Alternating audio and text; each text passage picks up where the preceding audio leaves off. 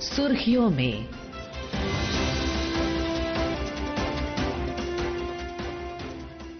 ये आकाशवाणी है।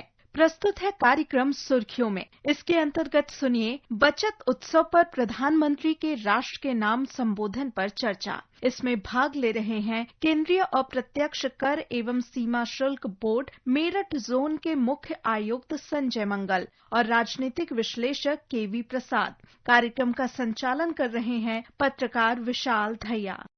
आज प्रधानमंत्री ने देश का संबोधन करते हुए जीएसटी के रिफॉर्म्स पर अपनी बात देश के सामने रखी। उन्होंने सबसे पहले कहा कि नवरात्रि के पहले ही दिन जीएसटी के जो नए रेट्स हैं उनको लागू कर दिया जाएगा। प्रधानमंत्री ने इसको जीएसटी बचत उत्सव का नाम दिया है। नवरात्रि के प्रथम दिवस 22 सितंबर को सूर्योदय के साथ ही नेक्स्ट जनरेशन जीएसटी रिफॉर्म्स लागू हो जाएंगे। एक तरह से कल से देश में जीएसटी बचत उत्सव शुरू होने जा रहा है। इस जीएसटी बचत उत्सव में आपकी बचत बढ़ेगी और आप अपनी पसंद की चीजों को और ज्यादा आसानी से खरीद पाएंगे। प्रधानमंत्री ने ये भी कहा कि ये जो नई दरें लागू होंगी उनके चलते रोजमर्रा में इस्तेमाल की जो चीजें हैं उनका मूल्य और उनकी कीमत और सस्ती होगी। देश की वर्तमान जरूरतों और भविष्य के सपनों को देखते हुए जीएसटी के ये नए रिफॉर्म्स लागू हो रहे हैं। नए स्वरूप में मुख्य रूप से अब सिर्फ 5% और 18% के ही टैक्स स्लैब रहेंगे। इसका मतलब है रोजमर्रा के इस्तेमाल की ज्यादातर चीजें और सस्ती हो जाएगी।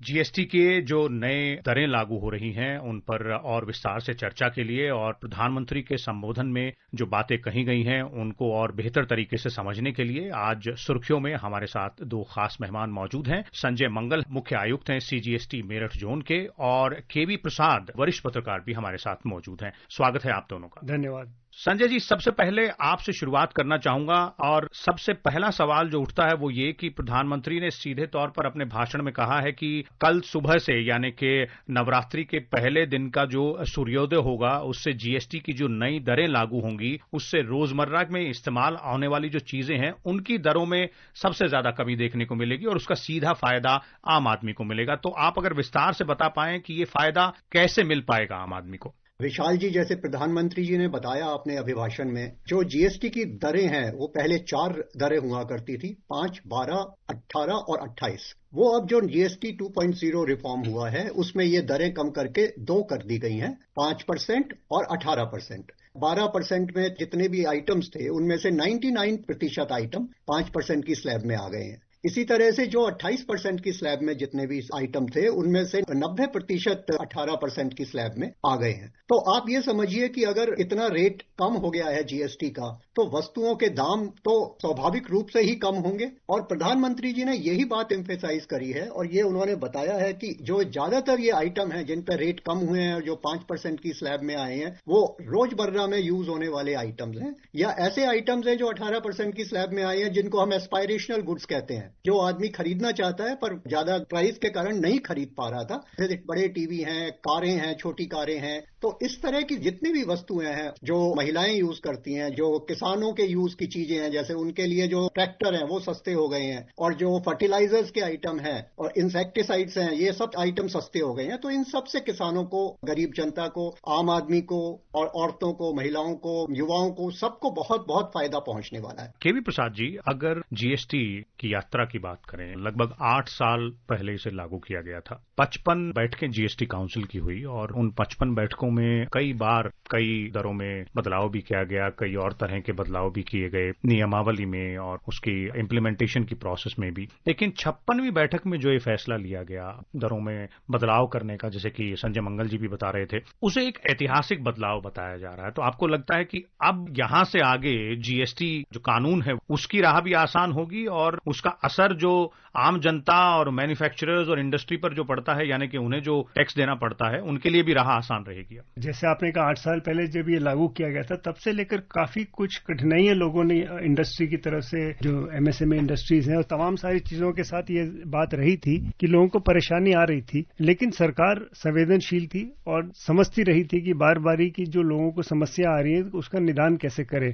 और जैसे आप जानते हैं जीएसटी काउंसिल में पूरे राज्यों के फाइनेंस मिनिस्टर्स बैठते हैं, तो मिली बैठक में ये फैसले होते हैं। और ये जो स्लैब्स की बात है, अगर आपको याद होगा जब शुरुआत में 4 एक स्लैब्स की बात शुरू हुई थी, तब से लेकर ये लगातार देश में कई जगह इसका स्वर उठा कि ये और सिंप्लीफाई होना चाहिए। एक राह हमने पकड़ी है, शुरुआत में परेशानियां थी, दिक्कत थी, लेकिन धीमे धीमे उस मुकाम की ओर पहुंचने की कोशिश हो रही है जहां सरलीकरण है। और इसके पीछे देखिए वो टैक्स बॉयंसी जिसे कहते हैं, 2024-25 का जो आंकड़ा आया है, कहते हैं करीब 22 लाख करोड़ रुपए का औसतन 1.84 लाख करोड़ हर माह इस कलेक्शन हो रहा है। और पिछले 4 महीने के अगर आंकड़े देखें तो ये इससे ज्यादा ही है, हो सकता है ऊपर नीचे हो, लेकिन जरूर है कि लोगों को राहत होगी महसूस। जैसे संजय जी ने भी बताया, प्रधानमंत्री जी की बात तो हम सब ने सुनी ही जी। और प्रधानमंत्री जी ने केवल जीएसटी का जिक्र नहीं किया, बल्कि उन्होंने अपने भाषण में जो अभी हाल फिलहाल में जो बजट पेश किया गया था इस साल का, उसमें इनकम टैक्स की दरों में जो कमी की गई है उसका भी उन्होंने जिक्र किया। उन्होंने कहा कि नियो मिडिल क्लास के लिए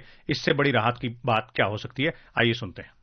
गरीबी को परास्त किया है और गरीबी से बाहर निकल करके 25 करोड़ का एक बहुत बड़ा समूह नियो मिडिल क्लास के रूप में आज देश के अंदर बहुत बड़ी भूमिका अदा कर रहा है। इस नियो मिडिल क्लास की अपनी एस्पिरेशंस हैं, अपने सपने हैं। इस साल सरकार ने 12 लाख रुपए तक की इनकम को टैक्स फ्री करके एक उपहार दिया। और स्वाभाविक है, जब 12 लाख रुपयों का इनकम टैक्स में राहत हो जाए तो मध्यम वर्ग के जीवन में तो कितना बड़ा बदलाव आता है। प्रसाद जी, इन दोनों चीजों को अगर हम एक साथ जोड़कर देखें कि एक और 12 लाख तक की जो इनकम है उस पे इनकम टैक्स जीरो कर देना, और फिर उसके बाद जीएसटी में रिफॉर्म्स लाकर जीएसटी बचत उत्सव का जो नाम दिया प्रधानमंत्री ने, उसके तहत सीधा फायदा आम जनता को पहुंचाना, तो इसे एक डबल बोनांजा टाइप कहा जा सकता है। विशाल, इसमें एक बहुत महत्वपूर्ण बात है जो कि अर्थशास्त्री हमेशा बताते रहे कि जब डिमांड बढ़ता है तो ग्रोथ की ओर, यानी कि विकास की ओर तेजी होती है, क्योंकि आपने जो क्षमता है उस क्षमता से आपने सामान खरीदा, तो सामान खरीदा तो जरूर किसी ना किसी का सामान जब बिक्री होता है तो वो आपको प्रोडक्शन में यानी मैन्युफैक्चरिंग में मदद करता है। एक अनुमान है कि जिस तरह से ये आपने कहा, एक तो टैक्स की तरफ से जो इनकम टैक्स जो है उसमें बचत, तो लोगों के पास ज्यादा पैसा खर्चने के लिए, साथ ही साथ जैसे संजय जी भी कह रहे थे कि अगर आपने कोई चीज खरीदनी है तो आप उसको खरीदने की तरफ सोचते हैं, क्योंकि अब उस पर टैक्स की राहत है तो आपके पहुंच के अंदर आ गई है। पहले लोग सोचते थे सस्ती हो जाएगी तो ले लेंगे, अब सस्ती हो गई तो लेंगे, तो आपका विकास की जो दौर है, इंग्लिश में कहते हैं the wheels of economy will move, तो ये एक बहुत इंपॉर्टेंट एस्पेक्ट है। और कहते हैं करीब 12 लाख नौकरियां खासकर एमएसएमई सेक्टर यानी कि मध्यम और कुटीर उद्योगों में, इससे अनुमान लगाया गया कि इतने सारी नौकरियों में ही इजाफा होगा, इसमें बढ़त होगी। जी संजय जी, मैं आपको यहाँ लाना चाहूंगा, एक महत्वपूर्ण पहलू है इस पूरी प्रोसेस का जब हम बात करते हैं जीएसटी रिफॉर्म्स की और उसका फायदा आम जनता तक पहुंचने की, तो सरकार ने एक घोषणा की और आम जनता उस घोषणा के आधार पर जब बाजार में सामान खरीदने जाएगी तो उम्मीद करेगी कि जो दरों की घोषणा की गई है उन कम दरों के तहत उसको सामान मिले। इसमें एक बीच की कड़ी जो बहुत महत्वपूर्ण है जिसका जिक्र प्रधानमंत्री ने भी किया, और वो ये कि जो दुकानदार हैं या फिर जो इंडस्ट्री जिसे कहा जाए, वो इस बात को इंश्योर करे कि ये जो सिंप्लीफाइड दरें हैं और जो दरों में कटौती की गई है उसका फायदा सीधे जनता तक पहुंचे, तो उसकी इम्प्लीमेंटेशन जो पार्ट है वो कैसे सुनिश्चित किया जा रहा है? विशाल जी, आपने बिल्कुल सही बोला है कि अगर जो कम टैक्स हुए हैं इसका अगर पूरा फायदा हमें पहुंचाना है जनता को, तो इसके लिए जरूरी है कि जो बीच की कड़ी है हमारी मैन्युफैक्चरर्स की और होलसेलर्स और रिटेलर्स की, दुकानदारों की, ये इंश्योर करना इनको बहुत जरूरी है कि ये पूरी जो घटी हुई दरें हैं ये जनता को उसका फायदा पूरा पहुंचाएं। आज आपने खुद देखा कि प्रधानमंत्री जी ने अपनी स्पीच में ये बहुत साफ किया और उन्होंने बोला है कि सारे के सारे दुकानदार तबका भी और रिटेलर और मैन्युफैक्चरर्स भी काफी उत्साहित हैं इसके बारे में, और कईयों ने तो पहले ही अपने विज्ञापनों के जरिए अपनी जो प्राइस कम करे हैं, जो आइटम्स पे डिफरेंट वो पब्लिसाइज कर दिए हैं, प्रकाशित कर दिए हैं, और दुकानदार लोग भी कई अपनी जगहों पे इसको बोर्ड लगा के दिखाने की कोशिश कर रहे हैं, और सरकार इसको बहुत क्लोजली मॉनिटर कर रही है। अभी सरकार ने इसमें कोई भी पैनल प्रोविजन टाइप का नहीं लगाया है। ये एक विश्वास के ऊपर अभी सरकार इस पे चल रही है कि हर एक विश्वास है कि पहले भी लोगों ने ये बेनिफिट पास ऑन किए थे कम रेटों के और इस बार भी पूरा करेगी। और जिस तरह से इसका फायदा न केवल जनता को मिलने वाला है बट इंडस्ट्री को खुद इसका बहुत बड़ा फायदा मिलने वाला है, क्योंकि अगर ये रेट करके डिमांड बढ़ती है तो इससे जरूर जो उनकी अपनी सप्लाई है वो बढ़ेगी और एक तरह से निवेश को बहुत अच्छा प्रोत्साहन मिलेगा। और एक्सपेक्टेड है कि अगर इस तरह से ये दरें पास होती रही और जो डिमांड की अगर हमारी इससे बूस्टिंग हुई तो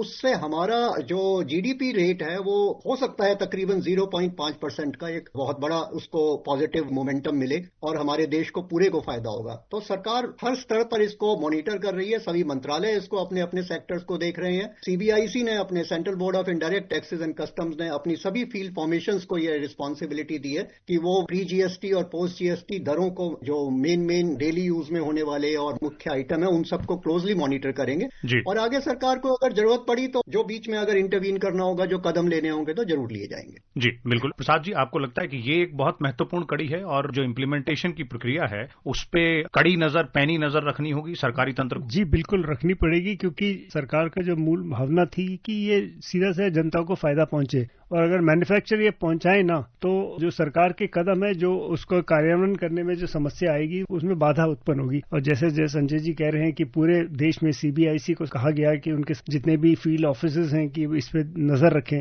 हालांकि जैसे हमने पिछले कुछ दिनों से देखा अखबार में अलग अलग विज्ञापन निकल रहे हैं जिसमें बड़ी कंपनियां पहले से बता रही हैं कि हमने अभी से दर कम कर दी है, तो ये दिख रहा है कि इंडस्ट्री पे प्रेशर पड़ रहा है। जी, और प्रधानमंत्री ने अपने संबोधन में विकसित भारत के लिए आत्मनिर्भर भारत पर जोर देते हुए एमएसएमई को देश में बनाने का आह्वान भी किया। साथियों, विकसित भारत के लक्ष्य तक पहुंचने के लिए हमें आत्मनिर्भरता के रास्ते पर चलना ही होगा और भारत को आत्मनिर्भर बनाने का बहुत बड़ा दायित्व हमारे एमएसएमईज यानी हमारे लघु, मध्यम और कुटीर उद्योगों पर भी है, जो देश के लोगों की जरूरत का है, जो हम देश में ही बना सकते हैं, वो हमें देश में ही बनाना चाहिए।